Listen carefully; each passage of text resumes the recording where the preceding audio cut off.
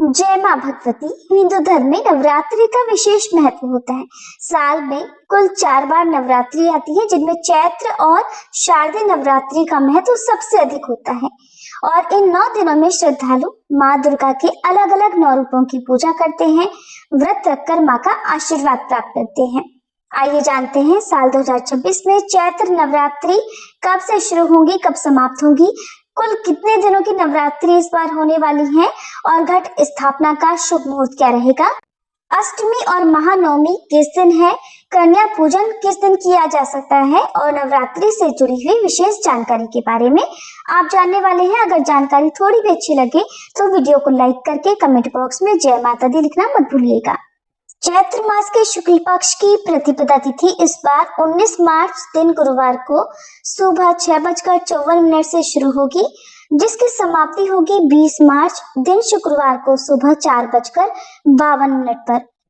क्योंकि घट स्थापना प्रतिपदा तिथि में ही की जाती है और इसलिए इस बार नवरात्रि का शुभारंभ होगा 19 मार्च दिन गुरुवार से और नवरात्रि की समाप्ति होगी 27 मार्च दिन शुक्रवार को। इस बार नवरात्रि में किसी भी तिथि का क्षय नहीं है, यानी कोई तिथि ना तो घटी है ना बढ़ी है। पूरे 9 दिन मां भगवती के सभी 9 स्वरूपों की पूजा करने के लिए प्राप्त होने वाले हैं। ऐसे में प्रतिपदा तिथि 19 मार्च गुरुवार को रहेगी।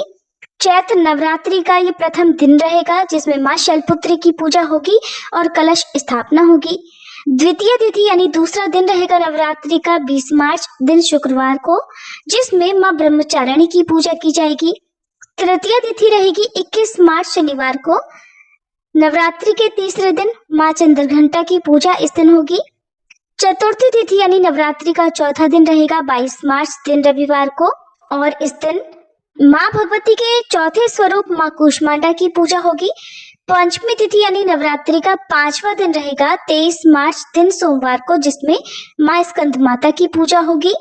षष्ठी तिथि यानी नवरात्रि का 6ठा दिन रहेगा 24 मार्च दिन मंगलवार को और मां कात्यायनी की इस दिन पूजा होगी।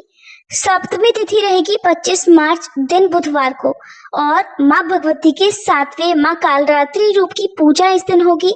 अष्टमी तिथि रहेगी यानी नवरात्रि का 8वां दिन रहेगा, जिसे महाअष्टमी के रूप में भी हम मनाते हैं। 26 मार्च दिन गुरुवार को इस दिन मां महागौरी की पूजा होगी और बहुत से लोग अष्टमी के दिन भी कन्या पूजन करते हैं। वहीं नवमी तिथि यानी नवरात्रि का 9वां दिन और अंतिम दिन रहेगा, जिसे हम महानवमी भी कहते हैं, रामनवमी कहते हैं, 27 मार्च शुक्रवार को और इस दिन मां सिद्धिदात्री की पूजा और कन्या पूजन होगा।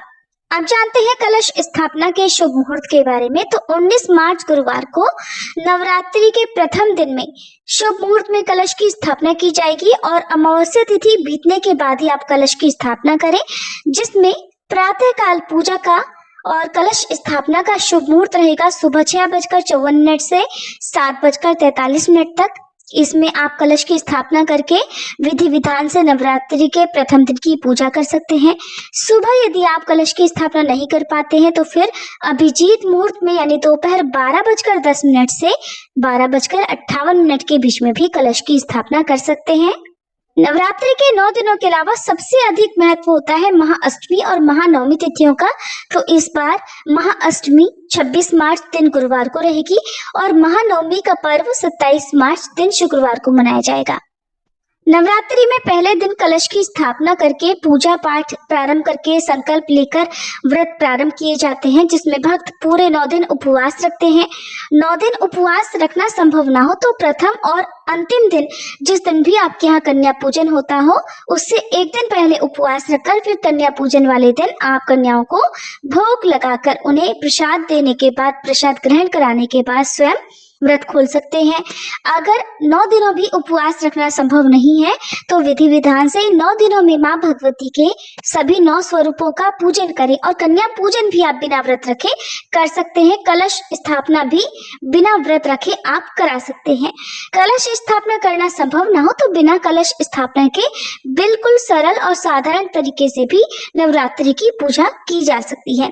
यदि महिलाओं को पीरियड्स आ जाए, कन्याओं को पीरियड्स आ जाए, तो इन अवस्थाओं में भी आप माँ की पूजा मानसिक रूप से कर सकते हैं, व्रत भी रख सकते हैं।